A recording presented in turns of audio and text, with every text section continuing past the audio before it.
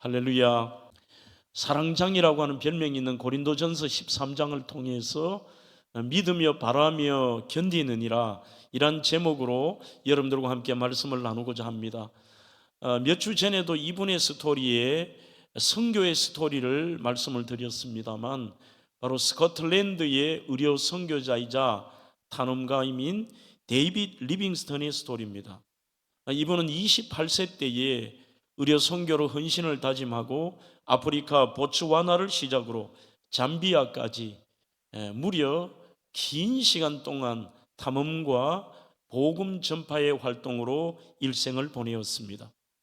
28세에 출발했던 그의 여정은 60세가 되던 1873년 5월 1일 극도의 과로와 풍토병으로 그는 소천했습니다. 마지막 그의 소천하는 모습을, 그의 사역을 도왔던 그 흑인의 이야기를 빌리자면, 그는 자기가 기거하는 작은 방에 무릎을 꿇고 하나님 앞에 기도의 모습으로 그대로 소천을 했다고 합니다. 그가 원주민들에게 얼마나 사랑을 받았던지 그의 무덤이 치푼투라고 하는 곳, 지금의 잠비아 북쪽의 치푼투라고 하는 곳에 동네 족장이 자기 집에 무덤을 만들었습니다. 지금 여러분들이 보시는 바로 저 무덤의 탑입니다. 그는 얼마나 자기 민족에게도 사랑을 받았던지 존경을 받으며 데이빗 리빙스턴을 아프리카 잠비아에 둘 수 없다 해서 영국 정부가 그를 고국으로 모셔오기를 원합니다. 이것 때문에 그의 시신을 방부 처리하고, 워낙 원주민들이 강하게 요구를 하자 그 방부 처리를 하면서 안에서 끄집어낸 장기를 바로 치푼드 족장의 집, 지금 여러분들이 보시는 저 화면의 아래에 묻었습니다. 묻고 시체는 배를 통하여서 영국으로 돌아와 영국인들이 그렇게도 영광스럽게 생각하는 웨스트민스터 사원의 국장으로 장례를 치루었습니다. 그가 죽은 지 3년 만입니다. 미국의 한 목사님께서 도대체 리빙스턴이 어떻게 사역을 했고 그런 선교의 결과를 남겼느냐 궁금해서 잠비아를 위주로 여러 선교의 현장에 가게 되죠. 그 현장을 다니면서 많은 사람들에게 동일한 질문을 합니다. 도대체 리빙스턴이 당신들에게 어떤 신앙 교육을 했습니까? 그리고 리빙스턴은 여러분들에게 어떠한 일들을 했습니까? 라고 묻습니다. 거기에 대한 모든 물어봤던 원주민들의 대답은 동일했습니다. 우리는 그가 우리에게 무슨 말을 했는지, 그가 우리에게 어떤 일을 했는지는 솔직히 생각이 나지 않습니다. 그러나 이것 한 가지만큼은 저 분명하게 기억합니다. 그는 우리를 진실로 사랑했습니다. 이렇게 이야기를 합니다. 그가 했던 심지어 복음의 메시지도, 그의 삶의 어떤 도와주는 구제의 사역도 기억이 희미하지만 그분이 어떻게 우리를 진실되게 사랑했는지, 그거는 우리를 지금도 그분을 기억하고 있다는 것이죠. 다른 사람을 사랑하기 위해 자신을 희생한다는 것, 그것은 쉽지가 않습니다. 사랑이 그의 삶을 참으로 값지게 만들고 심지어는 복음의 문을 열게 만드는 것이죠. 어떤 의미에서 모든 사람, 오늘 설교를 전하는 저 자신이나 설교를 듣고 계시는 성도 여러분들에게 있어서도 육신의 장막을 벗고 언젠가는 이 세상을 떠나게 되어 있습니다.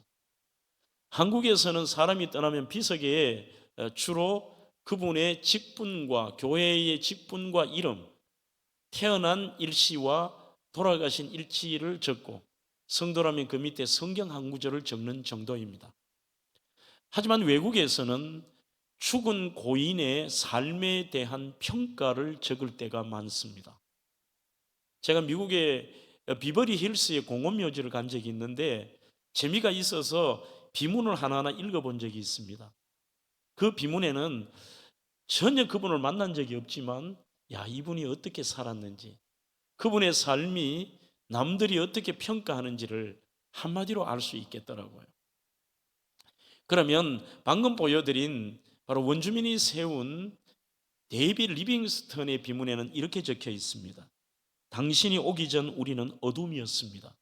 그러나 당신이 떠난 지금은 우리에게 빛이 있습니다. 그렇게 썼습니다. 그렇다면 과연 저와 여러분들이 그 육신의 장막을 벗고 죽음에 이르렀을 때에 사람들은 가장 가까이의 여러분들의 가족과 여러분들의 성도들과 여러분들의 주변에 있는 이웃들은 여러분들을 어떻게 평가할까요?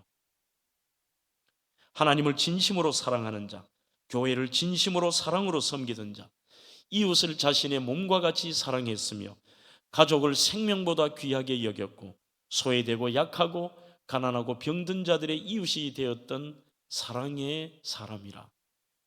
그런 평가를 받는다는 것이 우리는 위대한 사람들만의 평가가 아니라 어찌 보면 예수 믿는 사람들이 받아야 될 평가일 것입니다. 특별히 본문의 이 사랑장 강해를 하면 우리는 그리스도인의 사랑이 보편적 정신 혹은 사랑의 성향에 대해서만 말씀하는 것으로 생각합니다만 아닙니다. 여러분, 성도에게 사랑이라고 하는 것은 곧 신앙입니다. 그 사람의 신앙의 수준과 하나님을 얼마나 사랑하고 그 하나님의 말씀과 그분의 뜻대로 사는가의 결과물이 삶의 사랑으로 나타나는 것이죠.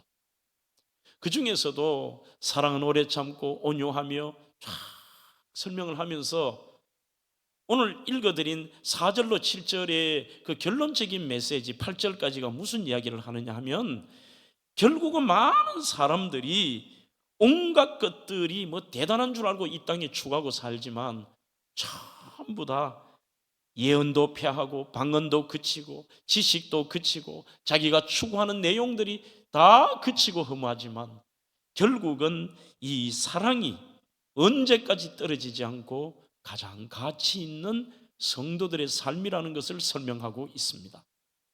그 중에서도 이 7절은 오늘 설교의 제목이기도 합니다. 그것이 사랑의 종합체이면서 사랑의 특징은 우리는 달콤함과 아름다움을 생각할 때가 많습니다만 사랑의 특징은 믿고 바라고 견디는 것이 사랑이라고 말씀하고 있습니다. 그 중에서 오늘 첫 번째 사랑의 특징과 우리가 가야 될 사랑의 방향이 뭐냐 하면 믿고 상대방의 모든 허물을 덮어주는 것이 그리스도인의 진정한 사랑이라고 말씀하고 있습니다. 그러면 당시의 고린도의 모습은 어떨까요? 4절로 7절까지를 반대로 생각하시면 됩니다.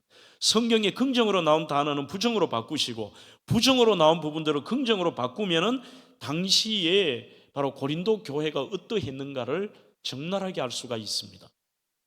이들의 모습은 이렇습니다. 당시에 코린티우스는 지금의 수도가 아테네이고 아테네에서 서쪽으로 한 30분에서 40분 가면 코린티우스가 나옵니다. 2000년 전에는 여기가 훨씬 더 컸습니다. 교회도 어마어마하게 성장하고 컸습니다. 하지만 고린도 교회 안에 문제가 있습니다.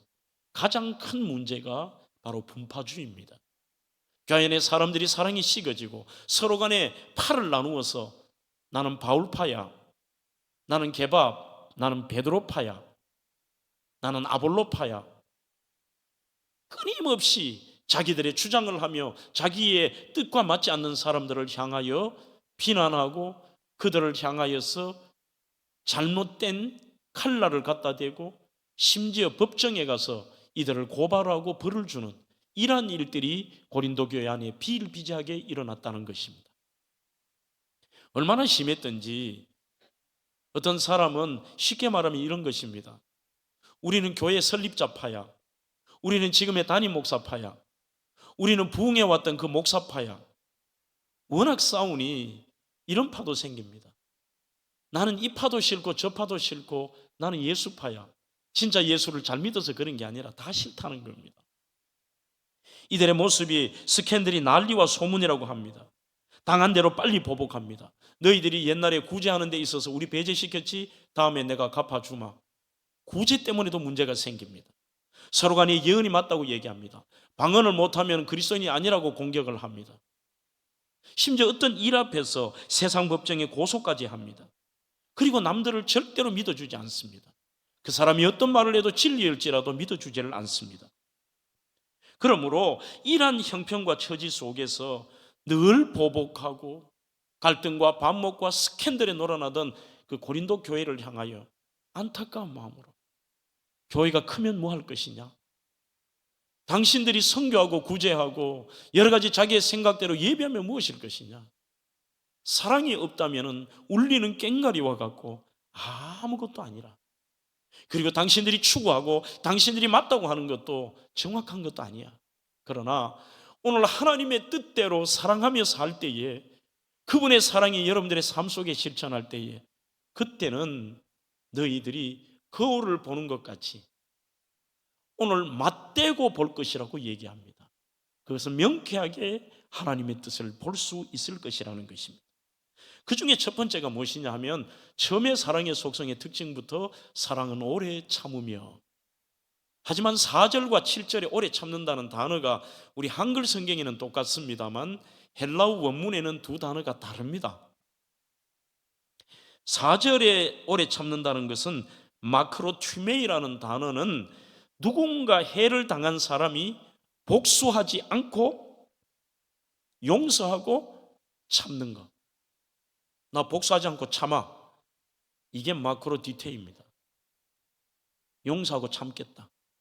하지만 지금 오늘 말하는 7절의 참다의 결론은 뭐냐면 스테이게이라는 말을 쓰고 있습니다.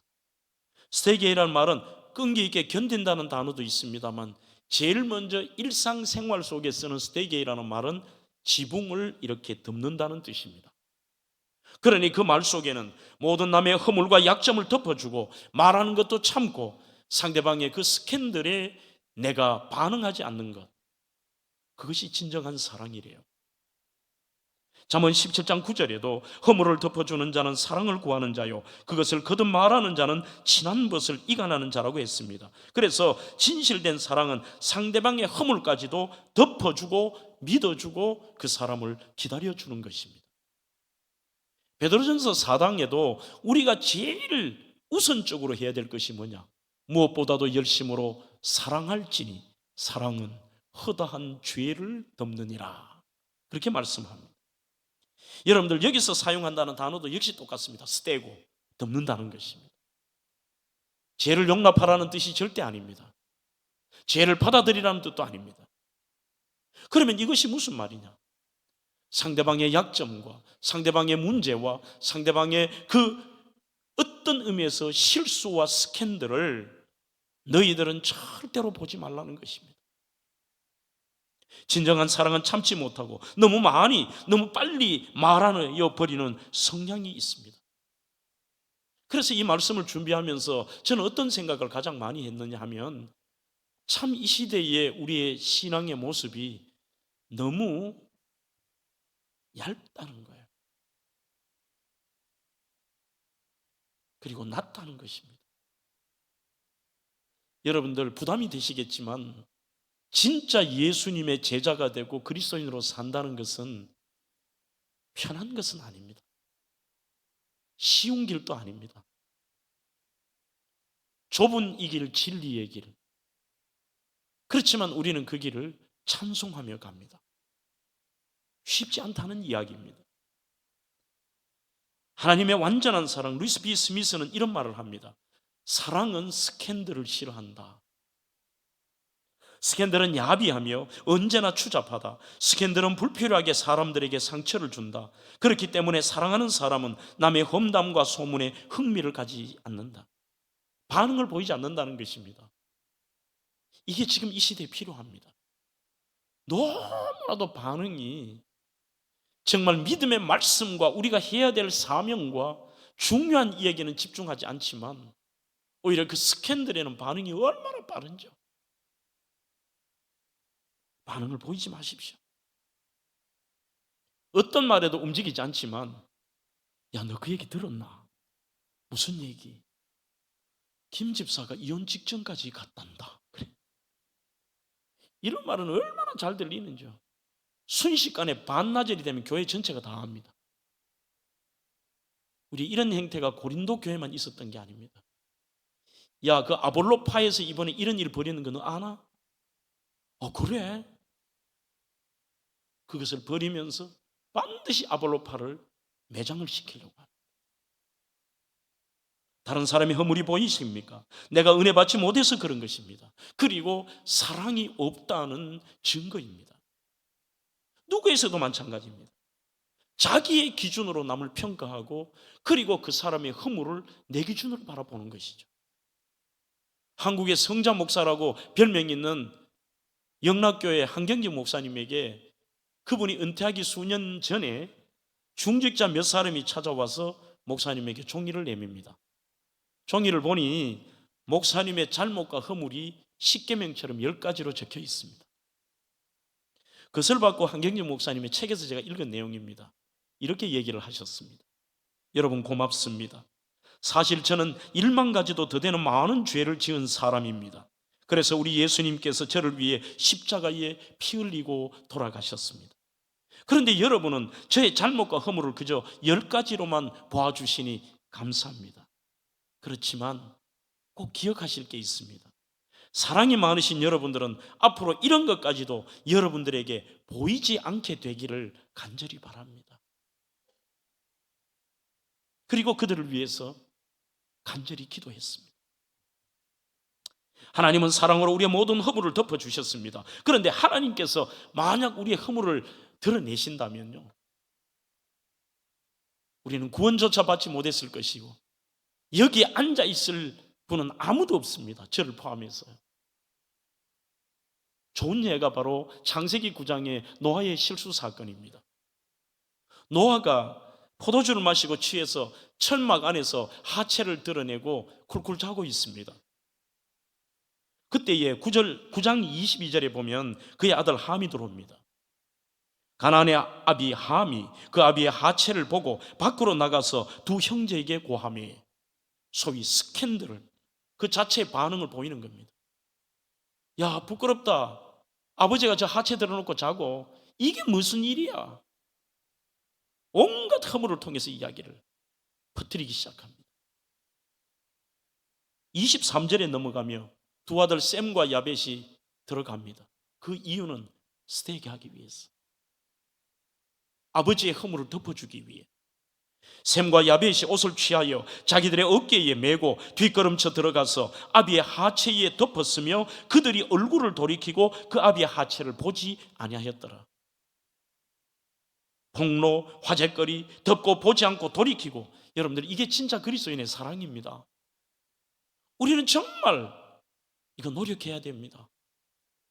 남의 스캔들 얘기하지 마십시오. 그분의 약점을 잡으려고 하지 마십시오. 수십 년 전에 있었던 그것을 끄집어냅니다.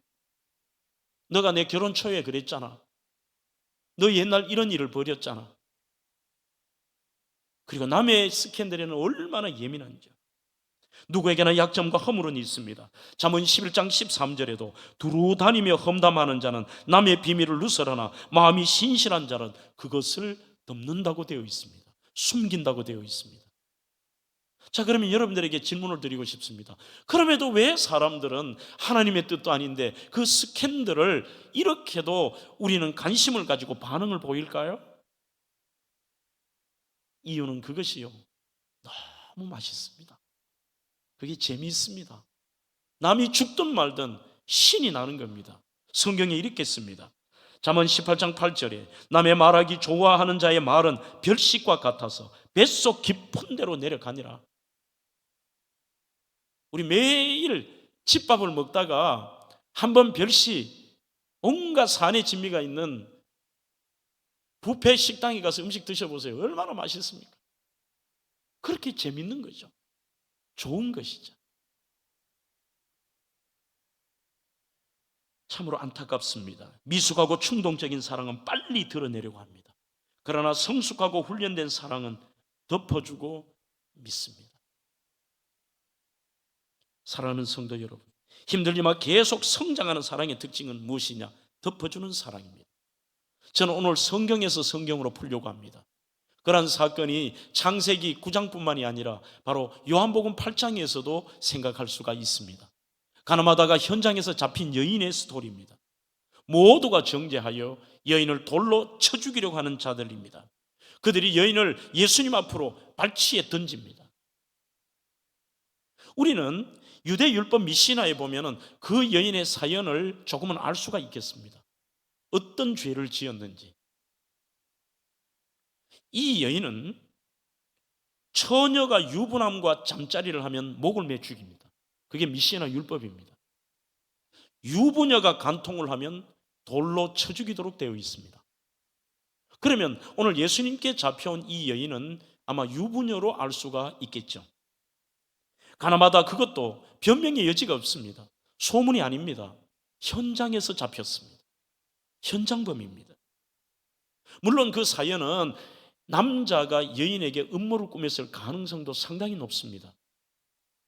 그들이 예수님께로 돌아와서 예수를 잡아 죽이려고 하니까 건수를 잡아야 됩니다. 예수가 율법을 어긴 여인에게 어떻게 하느냐 보자. 매일 사랑 이야기를 했던 예수가 어떻게 판단하고 결정하는가 보자면서 예수를 죽이려고 그 여인을 이용했을 수도 있지만 변명거리는 없습니다. 어쨌든 가늠하다 현장에서 잡혔잖아요.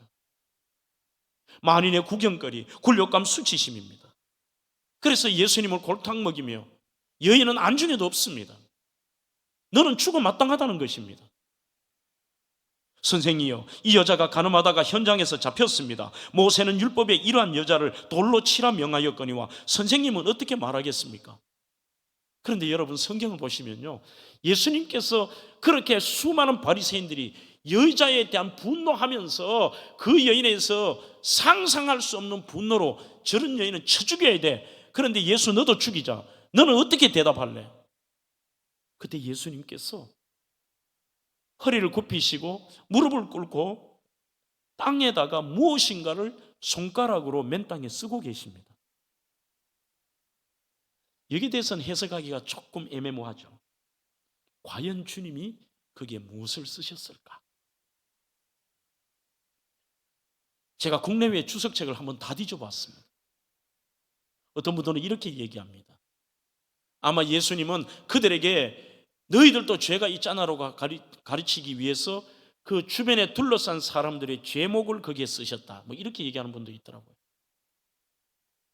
하지만 동의는 되지 않습니다. 주님은 일관성 있게 그들도 불쌍히 여기셨습니다. 그렇다면 오히려 정죄하는 자들, 그 분노로 이 스캔들로 여자를 돌로 쳐 죽이려고 하고 예수님까지 죽이려고 하는데 그 구경거리가 되고 굴욕감과 수치심과 아마 그 옷도 벗긴 상태로 끌고 왔지 않겠어요? 그 여인에 가 있는 수치심과 혼란과 참담함에 여인에게 가 있던 시선을 예수님께로 돌리고자 하는, 이 해석을 칼 델리치 주석을 통해 보면서 맞다, 그게 주님이시잖아. 비록 현장범으로 잡혀왔지만 그 수치심의 여인의 시선을 예수님께로 돌이키게 하신 거예요. 마침내 예수님이 고개를 드시고 말씀합니다. 너희 중에 죄 없는 자가 먼저 돌로 치라. 이 말씀은 너희들은 솔직히 겉으로 드러나지 않을 뿐이지 너희들은 스캔들이 없느냐? 너희들은 죄가 없느냐? 너희들은 어찌 보면 드러나지 않는 죄인일 수도 있지 않느냐? 죄가 전혀 없는 사람만이 남을 정죄하고 심판할 수 있습니다. 이 땅에 아무도 죄가 없는 사람은 없습니다. 오직 예수 그리스도, 오히려 예수님은 정죄하실 수 있습니다. 실제로 정죄할 자격이 있으신 한 분 예수님의 눈에는 긍휼히 여기는 마음과 이 여인의 그 스캔들 자체보다도 지금 그 여인의 당한 고통과 굴욕감과 수치심에 대한 긍휼히 여기는 마음이 주님께 있는 거예요. 우리가 그게 지금 저희들에게 필요한 예수님의 가르치심입니다. 예수님은 그렇게 설명하지 않으셔도 우리는 예수님이 어떤 분인가를 아십니다. 왜 이 말씀을 하셨을까요? 우리에게 영적 교훈이 있습니다. 남을 정죄하지 마라. 남의 스캔들을 화제거리 삼지 마라. 오히려 그 사람의 아픔과 그분의 수치심과 굴욕감과 어찌할 수 없는 그 상태에 대해서 이해하고 덮어주거라. 요한복음 8장 11절, 나도 너를 정죄하지 아니하노니 가서 다시는 죄를 범하지 말라고 말씀합니다. 요한복음 13장 34절에도 새 계명을 너희에게 주노니 서로 사랑하라 하시면서 주님의 메시지는 이겁니다. 내가 너희를 사랑한 것 같이 너희도 그렇게 사랑하라는 겁니다. 스캔들에 좀 무관심하라는 거예요. 남의 허물에 스키타하게 하라는 것입니다. 에베소 4장 32절에도 서로 친절하게 하며 불쌍히 여기며 서로 용서하기를 하나님이 그리스도 안에서 너희를 용서하심 같이 하라, 그렇게 말씀하고 있습니다. 여러분, 사람들이 왜 이렇게 되지 않을까요? 그 이유는 자기의 죄를 깨닫지 못하기 때문입니다. 우리도 동일한 하나님 보시기에 날마다 스캔들을 벌이는 사람 아니에요? C.S. 루이스의 순전한 기독교라는 책에 보시면은, 이 책은 청년들은 꼭 한번 필독입니다. 저 책을 읽고 찰스 콜슨이나 많은 지식인들도 죽게로 돌아오게 하는 그 책이죠. 여기에 보시면 바로 오늘 이 여인의 사건에 대해서도 이렇게 설명을 합니다.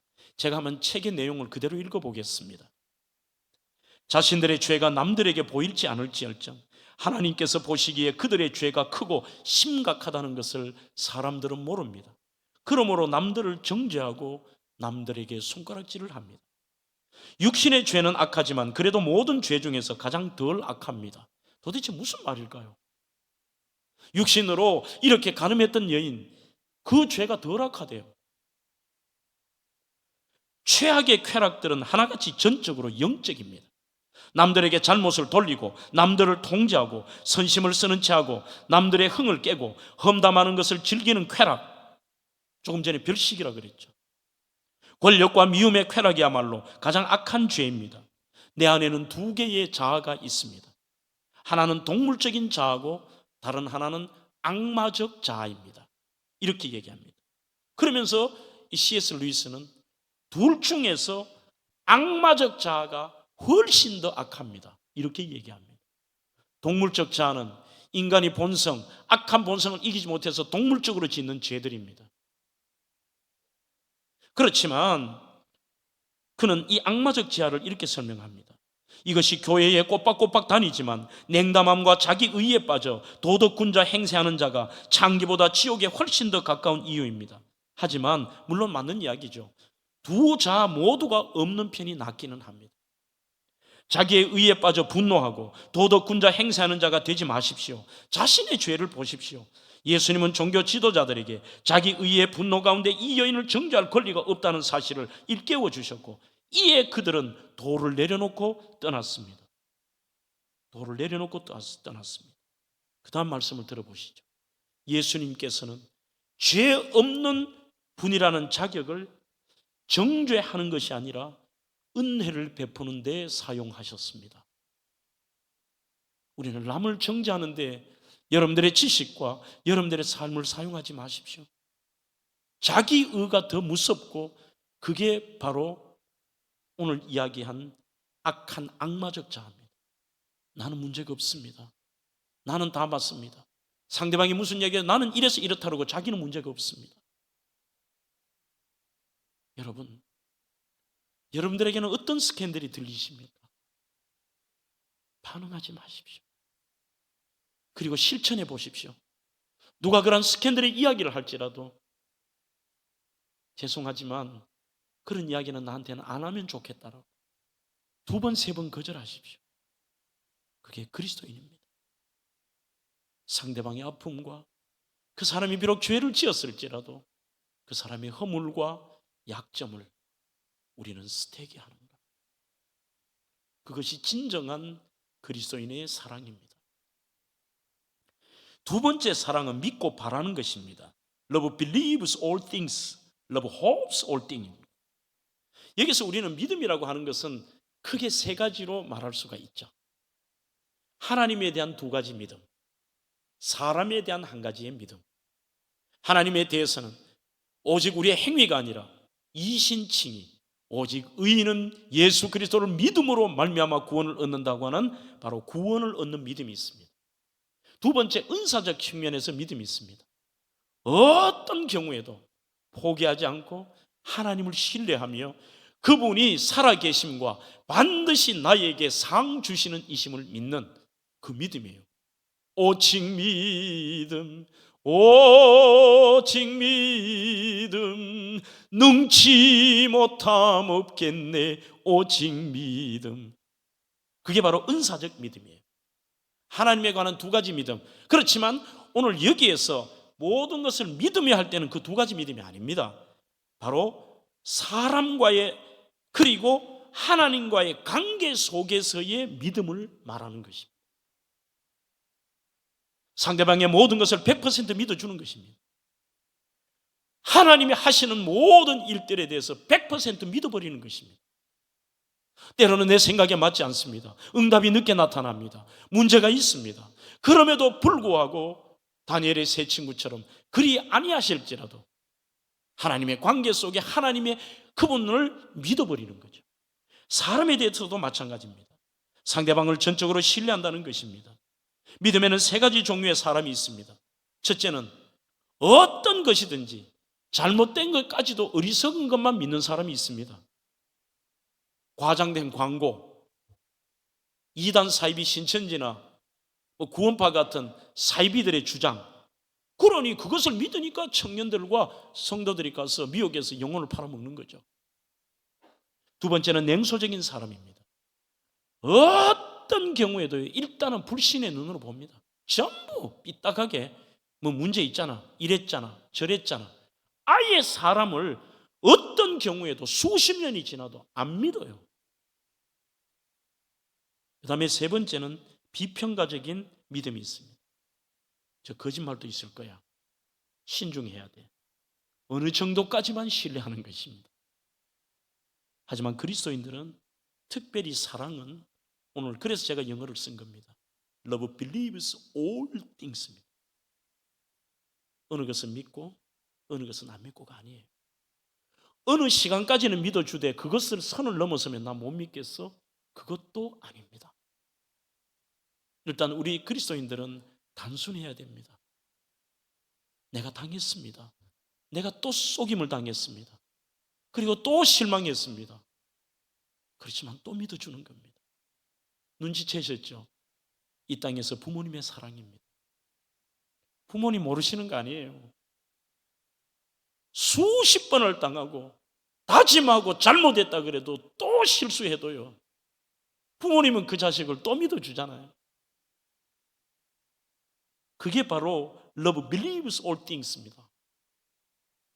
그렇지만 그것이 나의 자녀에 국한된 것이 아니라 우리 그리스도인이라면 그것이 모든 사람에게. 존 칼빈은 그의 책에서 이렇게 말합니다. 믿음이라면 하나님께서 예수 그리스도를 통해 주신 사랑을 담을 준비가 되어 있는 열린 그릇과 같은 마음이라고 되어 있습니다. 그러니 우리는 믿음은 사랑에 대해 냉소적인 게 아닙니다. 하나님의 사랑에 대해서도 열린 마음이 있었습니다. 열린 그릇이 되어야 됩니다. 이번에 우리 교회 집사님이 그릇론이라는 책을 썼더라고요. 그래서 제가 이번 주 한번 읽어봤어요. 굉장히 공감이 되더라고요. 꼭 사서 봐요, 여러분들. 진짜 이 그릇이 중요한 거죠. 하지만 하나님이 우리에게 찾으시는 그릇은 열린 그릇이에요. 그릇은 있는데 담을 수가 없는 거죠. 좀 우리가 담는 것입니다, 여러분. 세상에는 깨끗한 것만 담습니다. 하지만 우리는 담는 거예요, 다.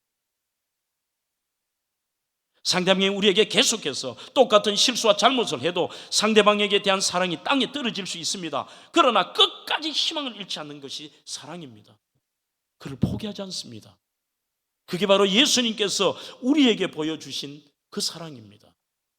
지난번에 설교한 요한복음 21장의 내용이죠. 예수님을 배반했습니다. 예수님을 저주했습니다.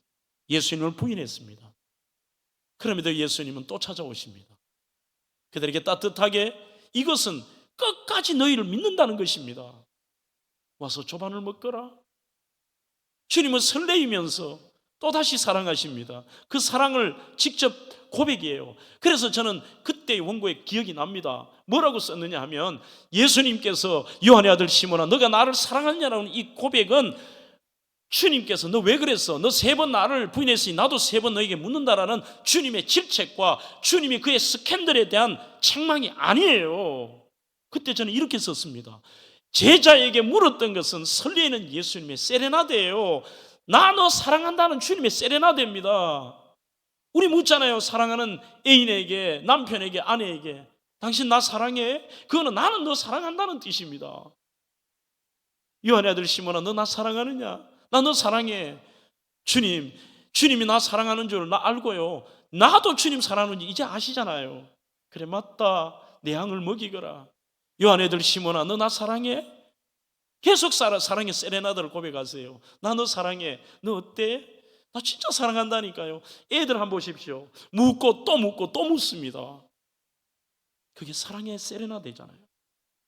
윌리엄 바클레이는 Love never ceases to hope이라고 말합니다. 사랑은 소망하기를 결코 중단하지 않습니다. 그래서 우리는 다른 사람을 소망의 눈으로 보십시오. 끝까지 포기하지 마십시오. 하지만 조금 본문으로 돌아와 봅시다. 고린도 교회는 어떠했느냐? 고린도전서 6장 7절에 보시면 너희가 피차 송사함으로 너희 가운데 이미 완연한 허물이 있으니 차라리 불의를 당하는 것이 낫지 아니하며 차라리 속는 것이 낫지 않냐? 매일 고소해요. 매일 정죄합니다. 내가 2번 속을 줄 아나? 너 같은 사람 안 돼. 따끔하게 혼 좀 나봐야 돼. 그것도 너희들이 안 돼? 고소하는 거죠. 하나님은 우리를 사랑하시기에 끝까지 믿어주시고 그 희망을 잃지 않습니다. 마지막으로 사랑은 견디고 기다리는 게 사랑입니다. 가장 중요한 것입니다. 이것은 사랑의 속성의 종결이며 절정입니다. 결국 고린도 교인들에게 사랑이 없기 때문에 견디지 못한 겁니다. 작은 일에도 성을 내고 사소한 일에도 눈을 감아주지 못하고, 그러나 사랑은 모든 것을 견디게 말합니다.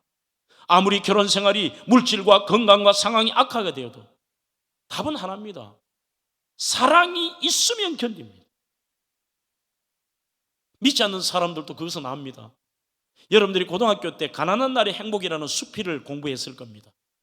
그때 보시면 어렵고 힘든 환경에도 달라진 것이 없지만 남편이 손 한 번 잡아준 거 그거 붙들고 견뎠다고 되어 있습니다. 그 말씀은 결국은 사랑이 견디게 만든다는 것입니다. 하지만 오늘은 그 정도의 견딤이 아니라 모든 것을 견딘다.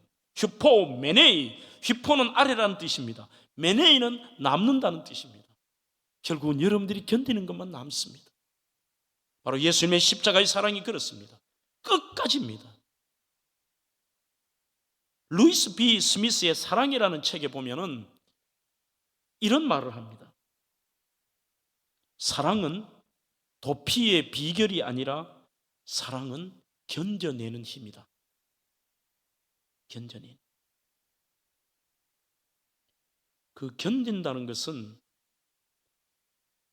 인내와 용기와 받아들임이 필요합니다만 우리는 신앙적으로 이렇게 해석을 저는 하고 싶습니다. 결국 견딤도 우리의 기질이 아닙니다. 믿음입니다. 하나님을 절대로 신뢰하고 그분을 사랑하면 2가지가 보입니다.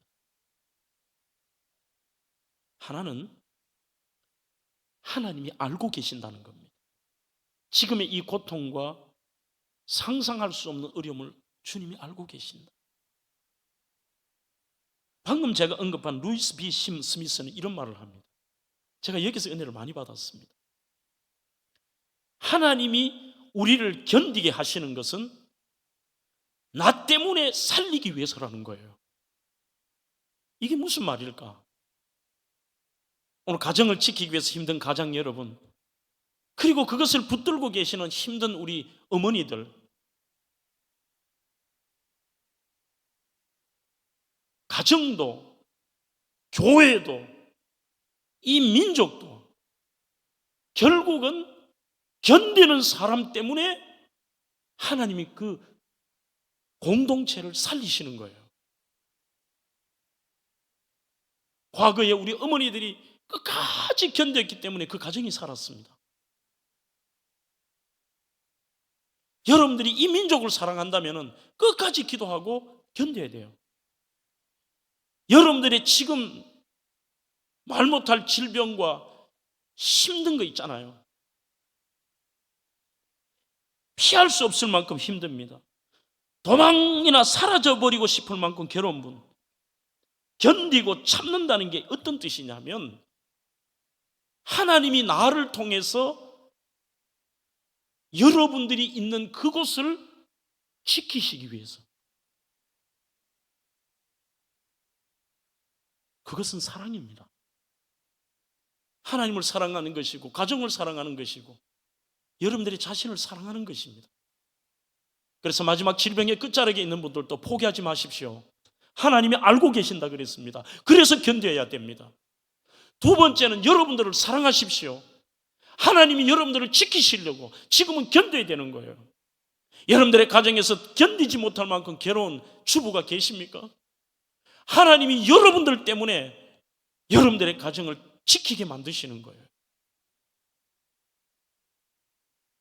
사랑은, 이런 문구를 제가 여기에 형광펜을 칠했습니다. 사랑하는 만큼 견딥니다. 우리가 하나님 사랑하는 만큼 견디고, 내가 가정을 사랑하는 만큼 견디고, 내가 자녀를 사랑하는 만큼 견디고, 하나님 만들어주신 뜻이 계신 나를 사랑하는 만큼 견디는 거예요. 절대 쉽게 좌절하거나 낙심하지 마십시오. 가장 가까이 있는 사람. 사랑은 감정이 아닌 의지입니다. 감정은 변하기 쉽습니다. 하지만 의지는 환경이나 조건에 관계없이 한결같은 게 여러분들 의지 아니에요? 그래서 견딘다는 것은 내가 하나님을 전적으로 신뢰하고 하나님을 사랑함으로 내가 결심하는 겁니다. 참된 사랑을 원하는 사람은 사랑하기로 결심해야 됩니다.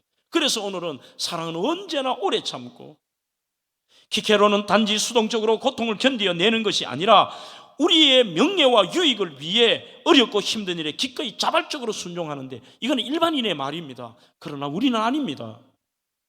하나님께서 아십니다. 그분을 신뢰하십시오. 그리고 나 때문에, 여러분들 때문에 하나님이 견디게 하시는 거예요. 여러분들을 살리시려고, 여러분들의 공동체를 살리시려고. 사랑한다는 것은 견디고 기다리는 것입니다. 여러분, 기네스북에 결혼을 가장 많이 한 사람이 몇 번 했을까요? 많이 안 했습니다. 29번 했습니다. 미국 캘리포니아에 사는 지 월프라고 하는 사람이 29번을 결혼해서 88세에 죽었습니다. 이혼 사유가 다양해요. 자기가 쓰던 칫솔을 아내가 모르고 써서, 침대 위에서 해바라기 씨를 까먹어서, 치약을 중간에 짜서, 별게 다 있어요. 그리고 나에게 상처되는 말을 해서. 다 아니에요. 결국은 사랑하지 않았기 때문입니다. 오늘 한 분을 소개하고 기도하겠습니다. 한국의 슈바이처 장기려 박사는 6.25 한국 전쟁 당시 피난통에 가족들과 생이별을 했습니다. 일사후퇴 때 자신을 돌보던 환자들을 정신없이 트럭에 태우고 내려오다 보니 아내와 사남매를 북에 두고 오셨습니다. 그는 남한에서 40년 이상 살며 북한 식구, 아내를 그리워했습니다. 수많은 사람이 재혼을 권유했습니다. 그런데 그때마다 그는 이렇게 얘기했습니다. 나는 내 아내에 대한 사랑이 너무 크기에 재혼하지 않습니다. 아내를 언젠가는 다시 만날 터인데 왜 재혼을 합니까? 아내도 오늘까지 참 사랑을 간직한 채 고통을 견디며 나를 기다리고 있으리라고 믿습니다. 만약 살아서 아내를 보지 못한다 해도 우리의 사랑은 천국에서 다시 만날 것입니다. 그래서 재혼하지 않습니다. 결국은 사랑하는 만큼 견디는 것입니다. 사랑하는 성도 여러분, 우리 한 번 더 깊이 깊어지는 신앙, 깊어지는 인생, 한 번 더 내 신앙을 점검하며 모든 것을 우리가 참으로 기다리고 견디고 바라고 그리고 끝까지 포기하지 않는 이 진정한 예수의 사랑이 여러분들에게도 임하고 저에게도 나타나기를 주의 이름으로 축원합니다.